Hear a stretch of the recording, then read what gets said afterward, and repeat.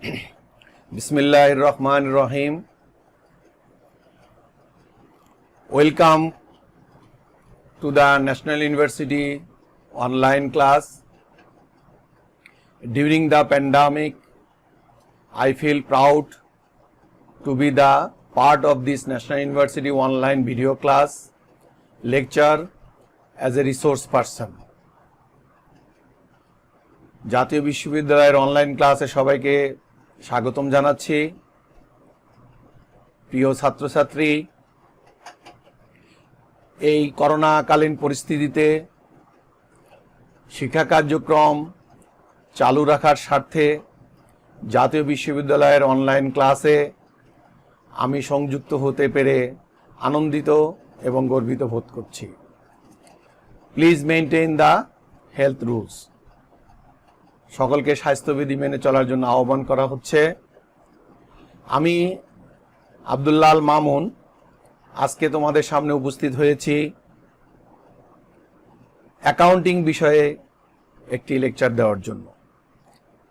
তো আমার সাবজেক্ট হচ্ছে অ্যাকাউন্টিং, প্রোগ্রাম হচ্ছে বিবি অনার্স সেকেন্ড ইয়ার, কোড হচ্ছে 222505, intermediate accounting, lecture number 2. Our title of the lecture হচ্ছে review of accounting process and presentation of financial statement.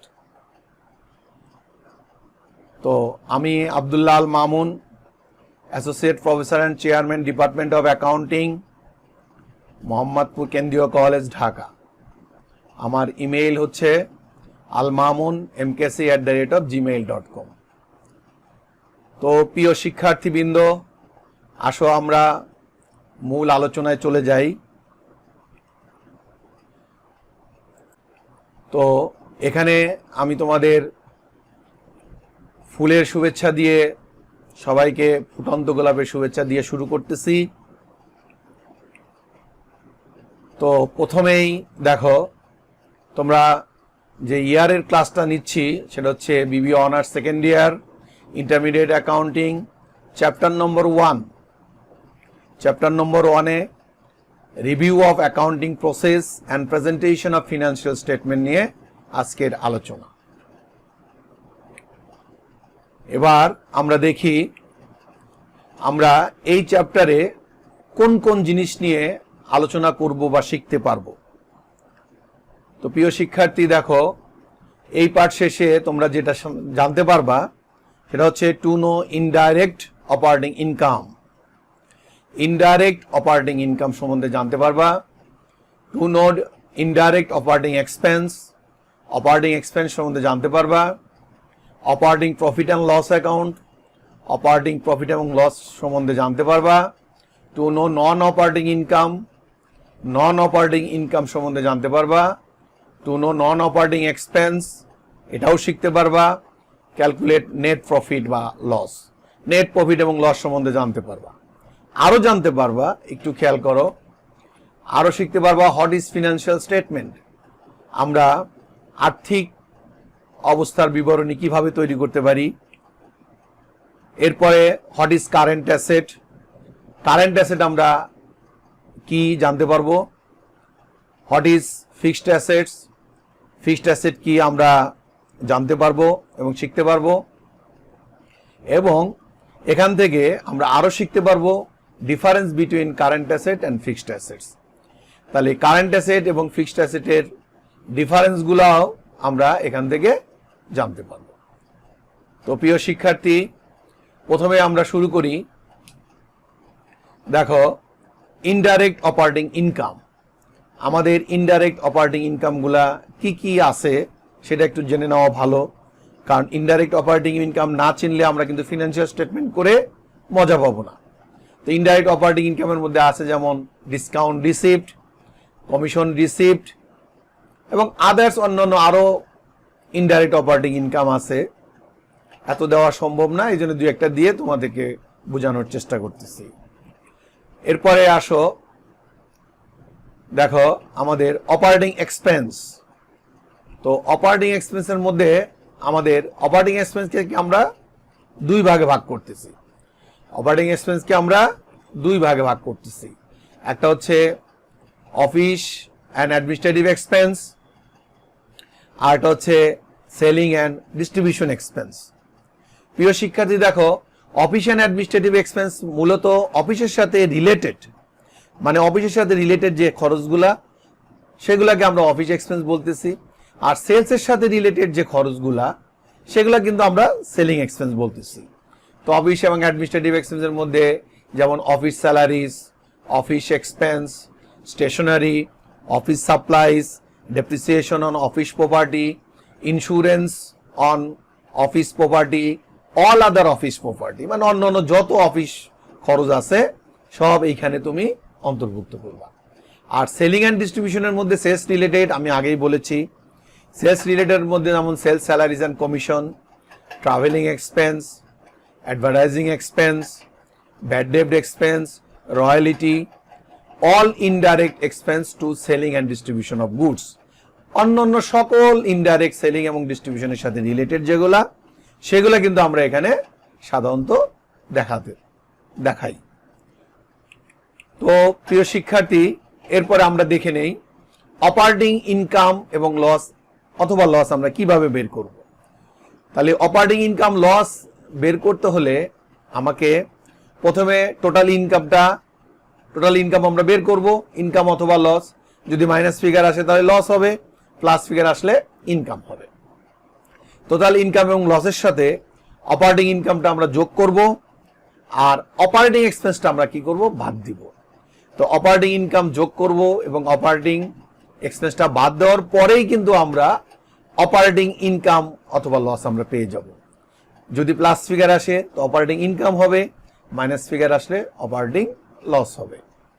তো প্রিয় শিক্ষার্থী, কি বোঝা যাচ্ছে কথাগুলা? একটু মনোযোগ দিয়ে বোঝো, লেকচারটা খুবই ইম্পর্টেন্ট।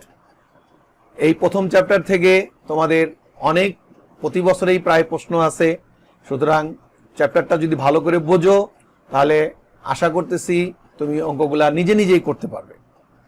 তো নন অপারেটিং ইনকাম আমাদের কি কি আছে দেখো, যেমন interest earn, dividend received, discount on purchase, profit on sale of assets, other miscellaneous income, অন্যান্য আরো যত নন অপারেটিং ইনকাম আছে সেখানে তুমি এখানে ইনক্লুড করবা।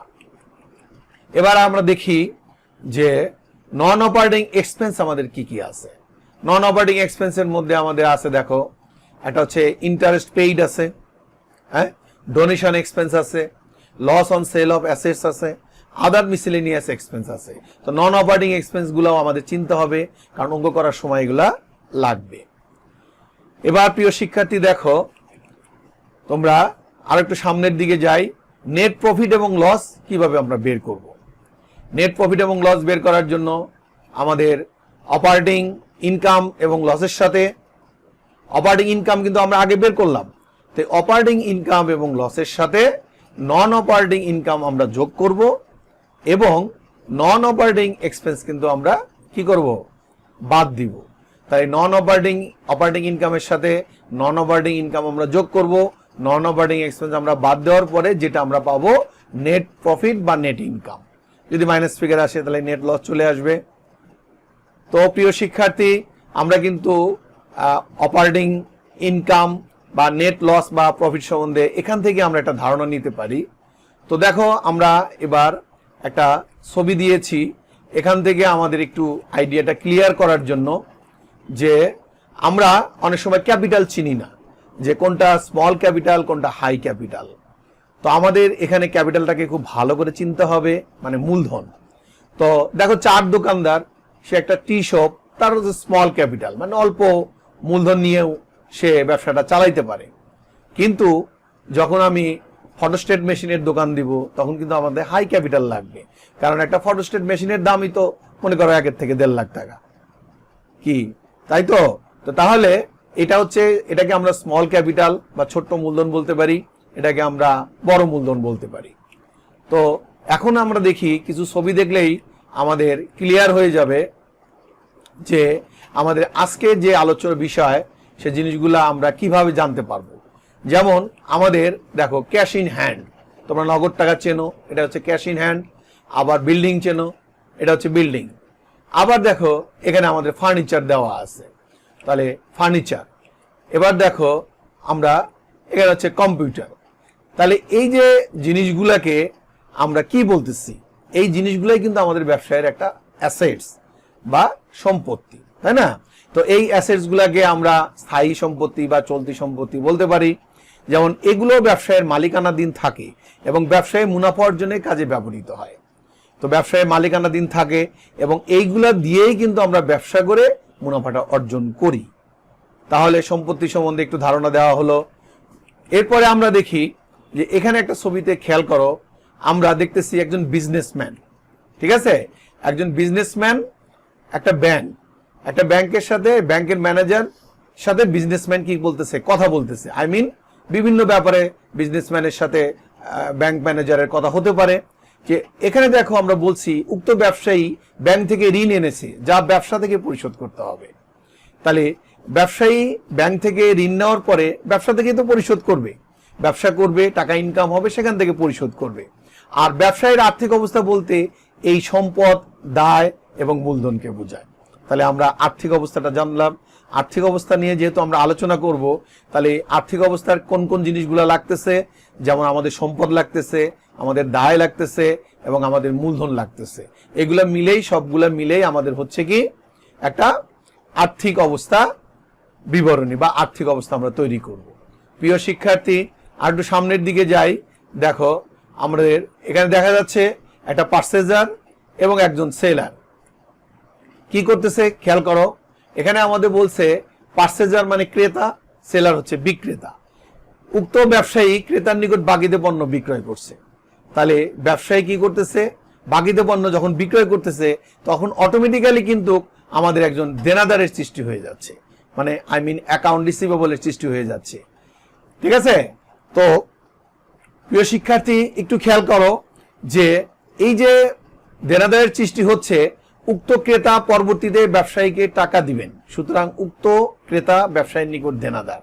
তাহলে দেনাদার বুঝাইতে আমি কি বোঝাতে চাচ্ছি, যেমন ক্রেতা বিক্রেতার নিকট বাকিতে পণ্য বিক্রয় করলো, বিক্রেতা যদি ওই টাকাটা কিছুদিন পরে পরিশোধ করে তাহলেই কি হলো, বিক্রেতার নিকট ক্রেতা হয়ে গেল কি অ্যাকাউন্ট রিসিভেবল, আই মিন দেনাদার, মানে এই টাকাটা সে পরে পরিশোধ করবে। এবার আমরা দেখি আরো কিছু ছবি আমরা দেখতে পাচ্ছি। দেখো ক্যাশ ইন হ্যান্ড, নগদ টাকা, ক্যাশ অ্যাট ব্যাংক, নগদ টাকা, ক্যাশ অ্যাট ব্যাংক মানে ব্যাংকে টাকা, এরপরে অ্যাকাউন্ট রিসিভেবল। খেয়াল করো আমরা অনেক সময় কারেন্ট অ্যাসেট কিন্তু চিনি না। তাহলে কারেন্ট অ্যাসেট আমাদের চিনতে হবে চলতি সম্পদ। চলতি সম্পদ যেমন আমাদের ক্যাশ ইন হ্যান্ড, এটা একটা current asset, cash at bank এটাও কারেন্ট অ্যাসেট, অ্যাকাউন্ট রিসিভেবলও কারেন্ট অ্যাসেট, হ্যাঁ, ক্লোজিং ইনভেন্টরি সমাপনী মজুদ পণ্য এটাও কিন্তু আমাদের একটা কারেন্ট অ্যাসেট। তাহলে চলতি সম্পত্তি ছাড়া তো ব্যবসা হয় না, সুতরাং নগদ টাকা ছাড়াও এই সকল সম্পদ 1 বছরের মধ্যে স্বাভাবিক প্রক্রিয়ায় নগদে রূপান্তরযোগ্য। অতএব চলতি সম্পদ বলতে আমরা কি বোঝাতে চাচ্ছি, এখানে চলতি সম্পদ বলতে আমরা বোঝাতে চাচ্ছি যদি কোনো সম্পদ 1 বছরের মধ্যে নগদ টাকায় পরিণত করা যায় তাহলে সেটাকে আমরা বলতেছি কি কারেন্ট অ্যাসেটস। এবার আমরা দেখি স্থায়ী সম্পত্তি আমরা কোনগুলাকে ধরতেছি। আমরা তোমাদের ছবি দিয়ে বুঝাচ্ছি এই জন্য যে ছবি দেখলে তোমাদের আইডিয়াটা আর একটু ক্লিয়ার হবে কোনটা চলতি সম্পত্তি কোনটা স্থায়ী সম্পত্তি এগুলা।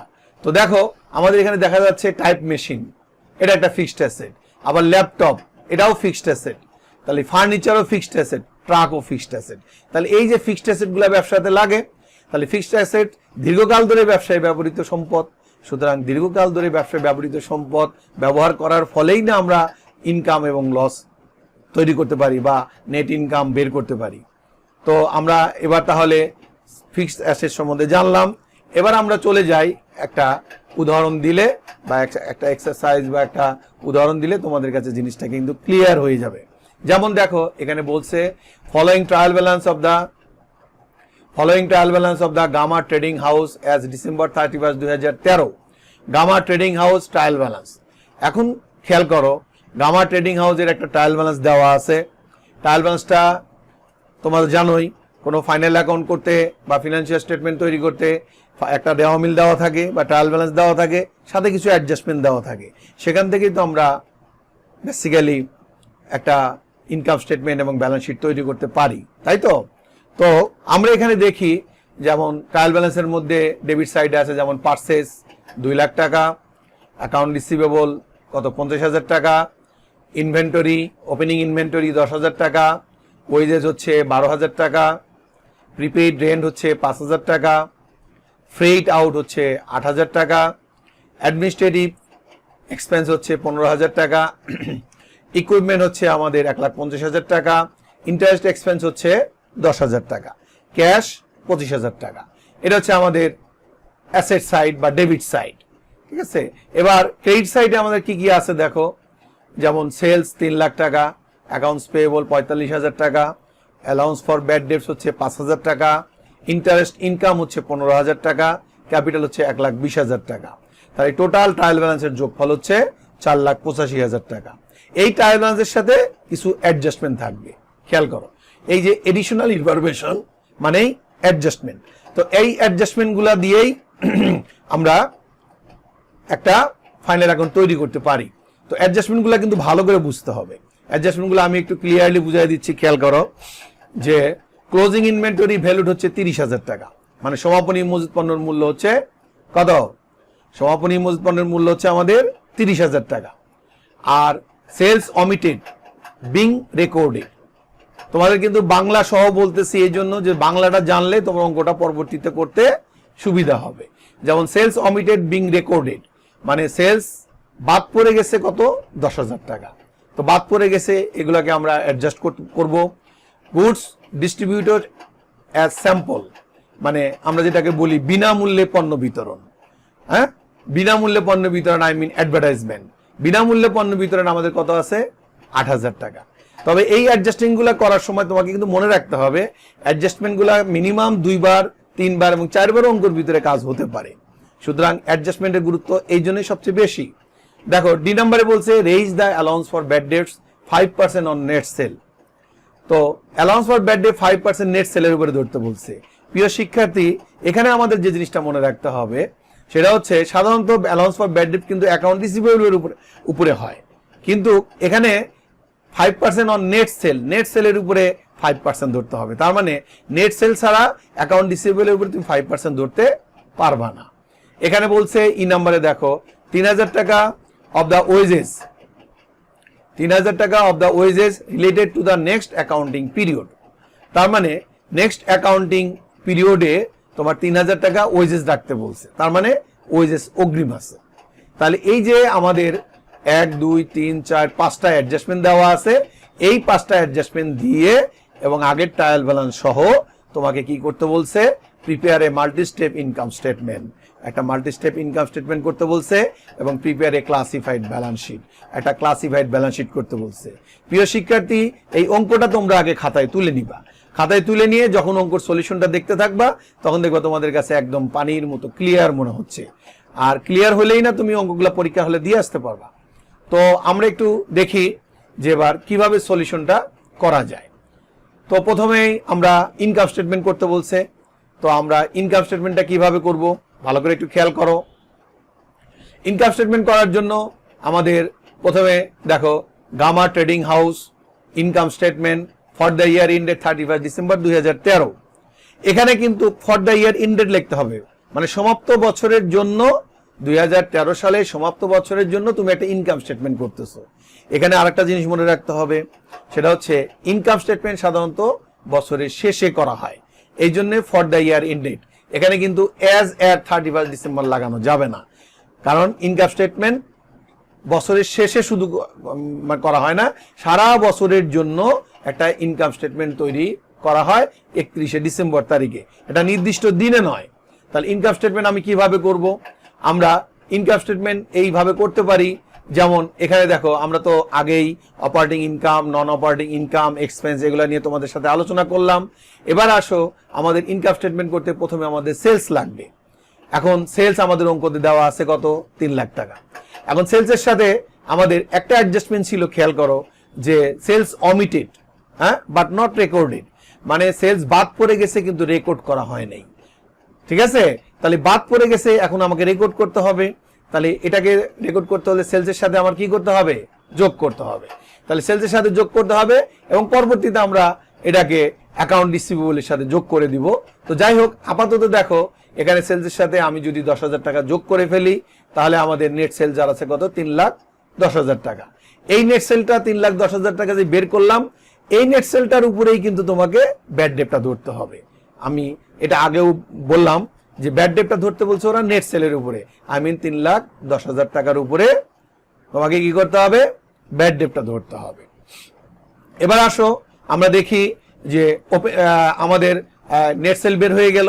এবার cost of goods sold. Cost of goods sold মানে বিক্রিত পণ্যের ব্যয়। এখন বিক্রিত পণ্যের ব্যয়ের সাথে রিলেটেড যে আইটেমগুলা সেগুলো হচ্ছে ওপেনিং ইনভেন্টরি আমাদের লাগবে, মানে প্রারম্ভিক মজুদ পণ্য যেটাকে বলি। ওপেনিং ইনভেন্টরি আমাদের অঙ্কতে দেওয়া আছে 10,000 টাকা। এর সাথে আমাদের ওয়েজেস বা ডাইরেক্ট এক্সপেন্সগুলো এখানে আসবে। খেয়াল করো, ওয়েজেস আছে আমাদের 12,000 টাকা। এখানে কিন্তু তুমি 3টা কলাম করবা, কারণ প্রথম কলামটা ওয়ার্কিংস, দ্বিতীয় কলামটা ওয়ার্কিংস, আর মূল কলাম হচ্ছে লাস্টেরটা। তো দেখো ওয়েজেসটা আমরা 12,000 টাকা দেওয়া আছে অঙ্কতে। আর ওখানে অ্যাডজাস্টমেন্টের একটা কথা বলা ছিল, ওয়েজেস প্রিপেইড দেখাইতে বলছে, মানে নেক্সট অ্যাকাউন্টিং পিরিয়ডে দেখাইতে বলছে, আই মিন প্রিপেইড মানে অগ্রিম। তাহলে অগ্রিম হলে বাদ দিতে হয়, এটা আমরা জানি। তো ওয়েজেস হচ্ছে 12,000 টাকা, এখান থেকে আমি প্রিপেইড 3,000 টাকা বাদ দিলাম, তাহলে আমি পাইলাম কত, 9,000 টাকা। এই 9,000 টাকা আমি সেকেন্ড কলামে দেখালাম। মোটামুটি সবই সেকেন্ড কলামে দেখাতে হবে, যদি কোনো ওয়ার্কিংস থাকে তুমি ফার্স্ট কলামে এটাকে বসায় দিতে পারো। কি প্রিয় শিক্ষার্থী, বোঝা যাচ্ছে? আচ্ছা, বোঝার চেষ্টা করো, ইনশাল্লাহ আস্তে আস্তে বোঝার চেষ্টা করো, বুঝতে পারবা। তো পার্সেজ আসো, যে পার্সেজ আমাদের দেওয়া আছে, দেখো কত পার্সেজ দেওয়া আছে। পার্সেজ দেওয়া আছে 2 লাখ টাকা অঙ্কের ভিতরে। রেওয়া মিলের ভিতরে আমাদের পার্সেজ দেওয়া আছে কত, 2 লাখ টাকা। এখন পার্সেজের সাথে আমাদের একটা অ্যাডজাস্টমেন্ট ছিল, তোমরা খেয়াল করছো যে ফ্রি ডিস্ট্রিবিউশন, হ্যাঁ, goods as a free distribution, মানে বিনামূল্যে পণ্য বিতরণ করছো। তা বিনামূল্যে যদি তুমি কোনো পণ্য বিতরণ করো, তাহলে তুমি যে পণ্যটা পার্সেস করলা সেখান থেকে অবশ্যই তোমাকে মাইনাস দিতে হবে, কারণ পণ্য পার্সেস করছো যেটা, সেখান থেকেই তো আমাদের পণ্যটা কমে যাবে। এটাকে অ্যাডভার্টাইজমেন্টও বলে। তো অ্যাডভার্টাইজমেন্ট কিন্তু ব্যবসার একটা অংশ। সুতরাং পার্সেস 2 লাখ টাকা, ফ্রি ডিস্ট্রিবিউশন হচ্ছে 8,000 টাকা। আমি যদি মাইনাস করি তাহলে আমি পাবো কত, 1,92,000 টাকা। তাহলে আমি পাইলাম ওপেনিং ইনভেন্টরি, খেয়াল করো, ওপেনিং ইনভেন্টরি আমি পাইলাম কত, 10,000 টাকা। ওয়েজেস হচ্ছে আমাদের কত, 12,000 টাকা। প্রিপেইড হচ্ছে বাদ দিলাম 3,000 টাকা, হইল কত, 9,000 টাকা। পার্সেস হচ্ছে আমাদের 2 লাখ টাকা। ফ্রি ডিস্ট্রিবিউশন আমি বাদ দিলাম 8,000 টাকা, হইল কত, 1,92,000 টাকা। এই 3টা আইটেম আমি কি করব, যোগ করব। এই 3টা আইটেম যোগ করার ফলে আমার হইল 2,11,000 টাকা। টোটাল আমাদের 2,11,000 টাকা আসলো। এখান থেকে আমাদের যে কাজটা করতে হবে সেটা হচ্ছে, আমাদের অ্যাডজাস্টমেন্টে ছিল ক্লোজিং ইনভেন্টরি। তো ক্লোজিং ইনভেন্টরি ভ্যালু ছিল 30,000 টাকা।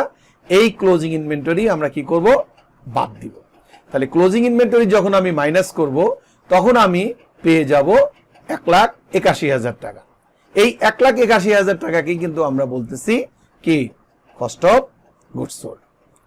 তাহলে প্রিয় শিক্ষার্থী, কস্ট অফ গুডস সোল্ড সম্বন্ধে ধারণা ক্লিয়ার হলো। কস্ট অফ গুডস সোল্ড মানে এগুলা সব কাজ করার পরে যে টাকাটা আমি পাইলাম, এটাকে হচ্ছে কস্ট অফ গুডস সোল্ড। এখন আমাদের নিয়ম হচ্ছে কি, যে সেলস থেকে কস্ট অফ গুডস সোল্ড আমরা যদি মাইনাস করি, তাহলে আমরা কিন্তু গ্রস প্রফিটটা পেয়ে যাব। তাহলে সেলস থেকে আমরা cost of goods sold minus করলাম, করার পরে আমরা কি পেলাম, দেখো এখানে আমাদের গ্রস প্রফিটটা পেয়ে গেলাম। তাহলে গ্রস প্রফিট আমরা কিভাবে বের করলাম, সেলস থেকে cost of goods sold minus করে। এবার আমরা একটু সামনের দিকে যাই, গ্রস প্রফিট পাইলাম। গ্রস প্রফিটের পরে প্রিয় শিক্ষার্থী, আমরা এবার চলে আসছি অপারেটিং এক্সপেন্সে। তোমাদের আগেও বলেছি, অপারেটিং এক্সপেন্সকে আমরা 2 ভাগে ভাগ করি। একটা হচ্ছে অফিস এক্সপেন্স, আর একটা হচ্ছে সেলিং এক্সপেন্স। তো অফিস অ্যান্ড অ্যাডমিনিস্ট্রেটিভ এক্সপেন্সের মধ্যে আমাদের অফিস রিলেটেড জিনিসগুলো আমাদের এখানে দিতে হয়। তো আমাদের এখানে অঙ্কর ভিতরে আমরা যেটা পেয়েছি সেটা হচ্ছে অ্যাডমিনিস্ট্রেটিভ এক্সপেন্স, প্রশাসনিক খরচ। তো অ্যাডমিনিস্ট্রেটিভ এক্সপেন্স আমরা পাইছি কত, 15,000 টাকা। যেহেতু অন্য কোনো খরচ আর নাই, সেহেতু অফিস এক্সপেন্স এটাকে আমরা দেখো ফার্স্ট কলামে না দিয়ে, সেকেন্ড কলামে না দিয়ে, একবার থার্ড কলামে দিয়েছি। কেননা আর তো কোনো খরচ নাই। যদি আর কোনো খরচ থাকতো তাহলে এখানে আমরা যোগ করে, সেকেন্ড কলামে যোগ করে আউটার কলামে দিয়ে দিতাম। আর এখানে অ্যাডমিনিস্ট্রেটিভ এক্সপেন্স ব্র্যাকেট দেওয়ার অর্থ কি প্রিয় শিক্ষার্থী? এখানে হচ্ছে এটা মাইনাস করতে হবে। তার মানে আমাদের আগের আগের হচ্ছে গ্রস প্রফিট দেওয়া আছে, গ্রস প্রফিট যেটা আমরা বের করছি সেখান থেকে অফিস এক্সপেন্স আমাদের মাইনাস করতে হবে। তো অফিস এক্সপেন্স পাইলাম আমরা কত? 15,000 টাকা। এবার আসো selling expense. Selling and distribution এক্সপেন্সের মধ্যে আমাদের যে জিনিসটা সেটা হচ্ছে, প্রথমে আমরা দেখো অ্যালাউন্স ফর ব্যাড ডেটস, মানে new allowance for bad debts আমরা বাইর করব। তো আমরা তোমাদের আগেও বলেছি যে অ্যালাউন্স ফর ব্যাড ডেটটা সাধারণত অ্যাকাউন্ট রিসিভেবলে ধরতে হয়, কিন্তু আমাদের এই অঙ্কের প্রেক্ষাপটে অ্যালাউন্স ফর ব্যাড ডেটটা বের করতে হবে নেট সেলের উপরে। তো নেট সেল আমাদের দেওয়া আছে কত? 3,10,000 টাকা। তো 3,10,000 টাকার উপরে 5% যদি আমরা করি তাহলে আমরা পাবো 15,500 টাকা। তাহলে 15,500 টাকা আমরা new allowance for bad date দেখালাম। 15,500 টাকা অ্যালাউন্স ফর ব্যাড ডেট, 15,500 টাকা। সেখান থেকে আমাদের অঙ্কতে ক্রেডিট সাইডে একটা অ্যালাউন্স ফর ব্যাড ডেট ছিল, যেটা আমরা স্বাভাবিকভাবে বলি old allowance for bad date, পুরাতন অনাদায়ী দেনা সঞ্চিতি। তাহলে নতুন অনাদায়ী দেনা সঞ্চিতি থেকে পুরাতন অনাদায়ী দেনা সঞ্চিতি যদি আমি বাদ দেই তাহলে আমি পাবো কত? 10,500 টাকা। তাহলে এই 10,500 টাকা আমরা অ্যালাউন্স ফর ব্যাড ডেট পেয়ে গেলাম 10,500 টাকা। এরপরে আসো আমরা দেখাচ্ছি ফ্রেইট আউট, মানে বিক্রয় পরিবহন যেটাকে বলা হয়, বা বিক্রয় জাহাজ ভাড়া। তো যদি আবার এখানে দেখো ফ্রেইট ইন থাকতো, ফ্রেইট ইন সাধারণত যায় কস্ট অফ গুডস সোল্ডের মধ্যে।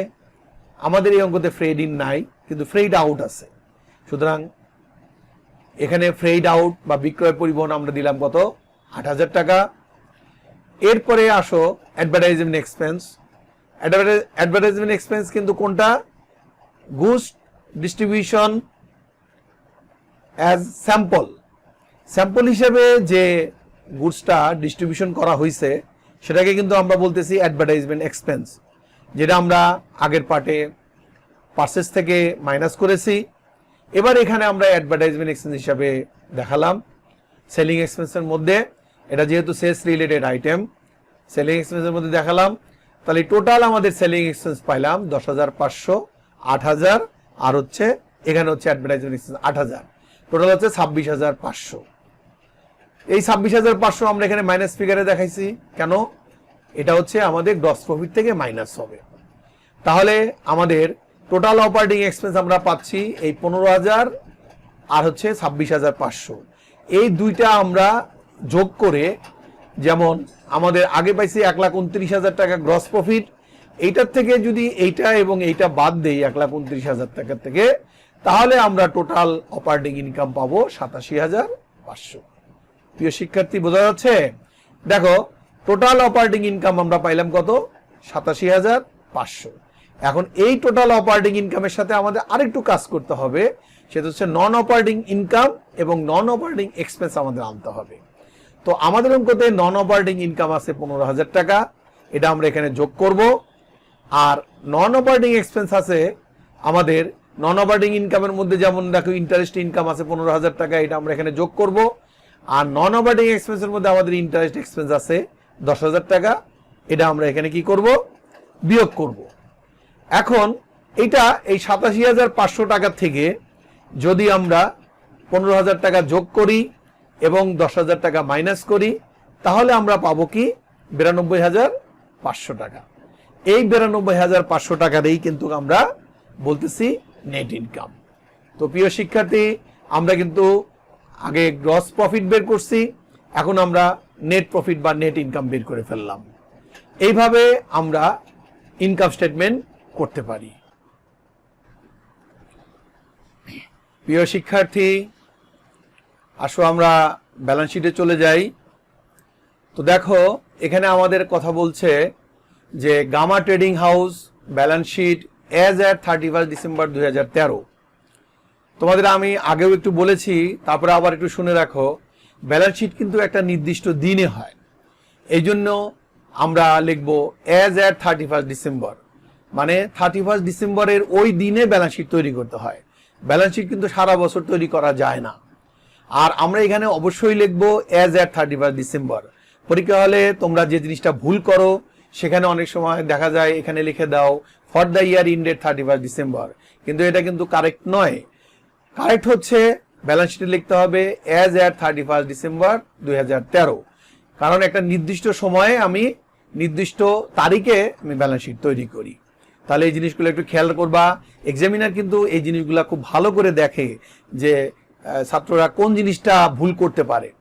সুতরাং এবার আসো আমরা দেখি যে অ্যাসেট। ব্যালেন্স শিটের মধ্যে প্রথমে আমাদের অ্যাসেটগুলোকে আমরা সাজায় নেই। অনেক সময় দেখা যায় যে প্রথমে আমরা কারেন্ট অ্যাসেট, তারপরে ফিক্সড অ্যাসেট এগুলোকে দেখাই। তো কারেন্ট অ্যাসেট বলতে আমরা আগেও তোমাদেরকে বলেছি যে একটা বছরের মধ্যে যদি কোনো সম্পত্তি আমরা টাকায় পরিণত করতে পারি তাহলে সেটাকে আমরা সাধারণত কারেন্ট অ্যাসেট বলি। তো কারেন্ট অ্যাসেটের মধ্যে আমাদের বিভিন্ন কিছু আছে, আমরা আগেও দেখাইছি। তারপর এখানে একটু দেখো তোমাদের অঙ্কতে যে কারেন্ট অ্যাসেটটা আছে সেটা হচ্ছে এরকম ক্লোজিং ইনভেন্টরি। ক্লোজিং ইনভেন্টরি মানে সমাপনী মজুত পণ্য। তাহলে সমাপনী মজুত পণ্য তোমার অঙ্কতে দেওয়া আছে কত? সমাপনী মজুত পণ্য দেওয়া আছে 30,000 টাকা। তা 30,000 টাকা আমরা সেকেন্ড কলামে বসাইলাম। এবার আসো অ্যাকাউন্ট রিসিভেবল।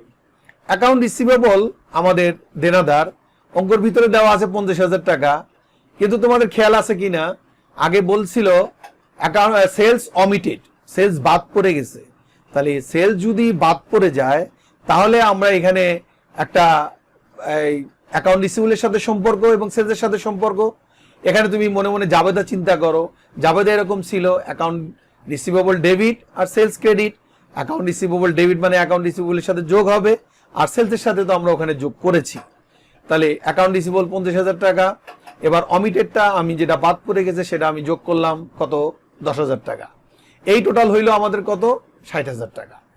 এই 60,000 টাকা হচ্ছে আমাদের অ্যাকাউন্ট রিসিভেবল আসলো।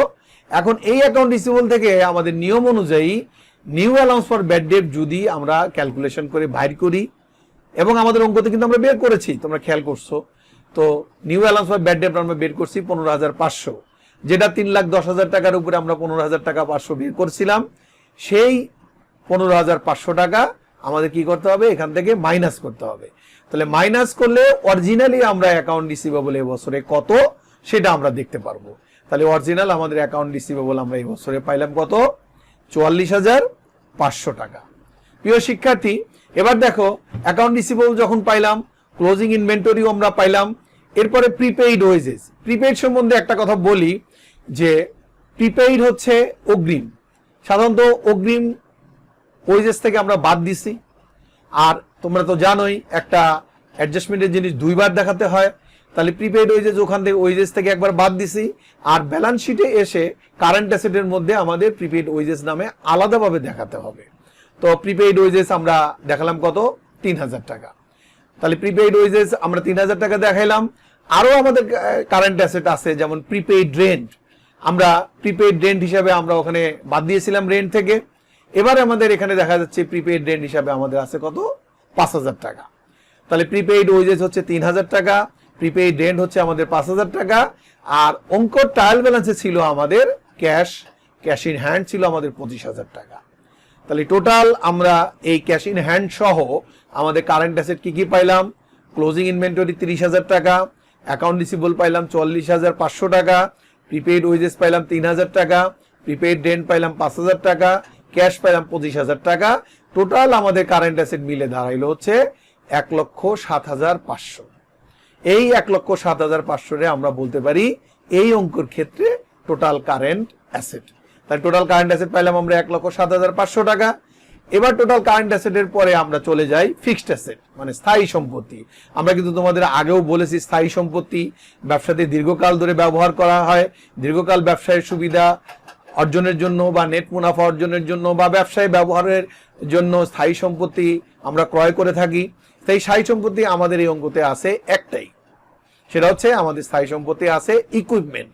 তাহলে ইকুইপমেন্ট আমাদের যদি ডেপ্রিসিয়েশন থাকতো তাহলে কিন্তু এখানে আমি ডেপ্রিসিয়েশনটা ইকুইপমেন্ট থেকে বাদ দিতাম, কিন্তু আমাদের অঙ্কতে ডেপ্রিসিয়েশন নাই, শুধুমাত্র ইকুইপমেন্ট আছে 1,50,000 টাকা। তাহলে আমরা ফিক্সড অ্যাসেটের মধ্যে এটা দেখালাম 1,50,000 টাকা। তাহলে টোটাল আমাদের হইলো কত? টোটাল কারেন্ট অ্যাসেট পাইলাম আমরা 1,07,500 টাকা, আর টোটাল ফিক্সড অ্যাসেট পাইলাম আমরা কত? আমরা ফিক্সড অ্যাসেট পাইলাম হচ্ছে 1,50,000 টাকা। তাহলে দুইটা যোগ করলে আমরা কত পাচ্ছি? টোটাল অ্যাসেট হচ্ছে 2,57,500।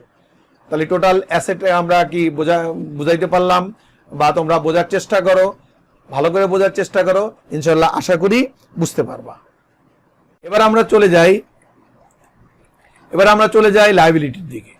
তো এখানে আমাদের খেয়াল করো, আমাদের লায়াবিলিটিতে দেওয়া আছে, যেমন লায়াবিলিটির মধ্যে কারেন্ট লায়াবিলিটি থাকতে পারে, চলতি দায়, যেমন এই দায়গুলা হচ্ছে 1 বছরের মধ্যে আমরা সাধারণত পরিশোধ করে দেই, এই জন্য এটাকে চলতি দায় বলা হচ্ছে। যেমন অ্যাকাউন্টস পেয়েবল বা পাওনাদার, তাহলে অঙ্কের ভিতরে তোমাদের অ্যাকাউন্টস পেয়েবল দেওয়া আছে কত? 45,000 টাকা। এবার আসো ওনার সিকিউরিটি, তো আমরা আগেই বের করছি, ওটার ভিতরে বের করছি আমরা কি? Closing capital. এখন ক্লোজিং ক্যাপিটাল কত বের করছি আমরা? 2,12,500। তাহলে টোটাল কারেন্ট লায়াবিলিটিস এবং ওনার ক্লোজিং ক্যাপিটাল মিলে আমাদের হইল 2,57,500। তাহলে আমাদের ব্যালেন্স শিটের নিয়ম কি? অ্যাসেট এবং লায়াবিলিটি মিলে যাবে। তাহলে অ্যাসেটও হইলো আমাদের 2,57,500, লায়াবিলিটি হলো আমাদের 2,57,500। এইভাবে আমরা একটা ব্যালেন্স শিট বা ফিনান্সিয়াল স্টেটমেন্ট করতে পারি। প্রিয় শিক্ষার্থী, আমরা মোটামুটি আলোচনার শেষ পর্যায়ে চলে এসেছি। দেখো আমাদের যে বুক রেফারেন্সগুলো আছে, এই বইগুলা তোমরা বাসায় কিনবে এবং পড়বে। যেমন Kieso Donald Weygandt intermediate accounting IFRS edition 2011, international financial reporting স্ট্যান্ডার্ডের যে বইটি, কাইসুর বইটা, এটা বিশ্বব্যাপী খুব ভালো একটা বই। এই বইটা তোমরা পড়বা। সাথে এই বইটাও আমাদের লাগবে, যেমন রেফারেন্স বুক হিসাবে GOB government of Bangladesh value added tax act 1991 and value added tax rules 1991। এছাড়াও তোমরা কিন্তু আমাদের বাংলাদেশের লেখকদের বিভিন্ন রাইটারদের বই আছে, যেমন মিলেনিয়াম পাবলিকেশনের বই আছে, কমার্স পাবলিকেশনের বই আছে। এগুলো তোমরা ফলো করলে তোমাদের আইডিয়াগুলা আরো বেশি ক্লিয়ার হয়ে যাবে। প্রিয় শিক্ষার্থী, তাহলে আমরা বক্তব্যের প্রায় শেষ পর্যায়ে চলে আসছি। তো আমরা এই পার্ট থেকে বা এই লেকচার থেকে আমরা যে কি কি শিখতে পারলাম সে ব্যাপারে আমি একটু বলতেছি।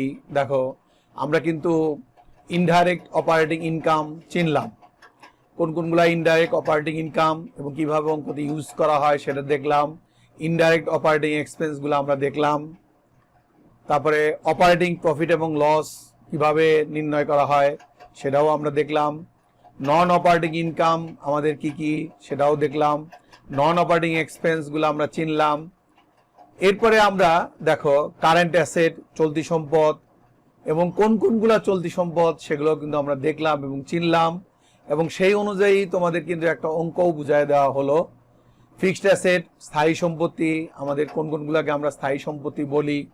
তোমরা অনেক সময় স্থায়ী সম্পত্তি চেনো না, কারেন্ট অ্যাসেট চেনো না।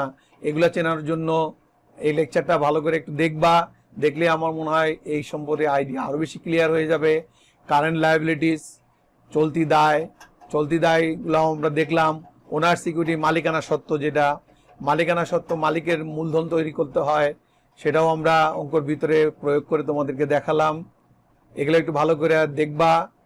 আবার গ্রস প্রফিট কিভাবে নির্ণয় করতে হয়, যেমন আমরা গ্রস প্রফিট নির্ণয় করে তোমাদেরকে দেখালাম। গ্রস প্রফিট নির্ণয় করতে হয় কিভাবে, নেট প্রফিট কিভাবে নির্ণয় করতে হয়, এবং ব্যালেন্স শিট কিভাবে তৈরি করতে হয়। ব্যালেন্স শিটের মধ্যে অ্যাসেট এবং লায়াবিলিটি দুই পাশে কিন্তু সমান হয়, ঠিক আছে? তো এইভাবে আমরা একটা পুরা ইনকাম স্টেটমেন্ট, ওনার সিকিউরিটি স্টেটমেন্ট এবং ব্যালেন্স শিট পুরা জিনিসটা কিভাবে করতে হয় তোমাদেরকে দেখালাম। তো আর বেশি কিছু আলোচনা করব না। প্রিয় শিক্ষার্থী, তোমরা সবাই ভালো থাকো, সুন্দর থাকো। এই করোনাকালীন পরিস্থিতিতে তোমরা ঘরে থাকো, নিজের স্বাস্থ্যের প্রতি খেয়াল রাখো। আসসালামু আলাইকুম, আল্লাহ হাফেজ।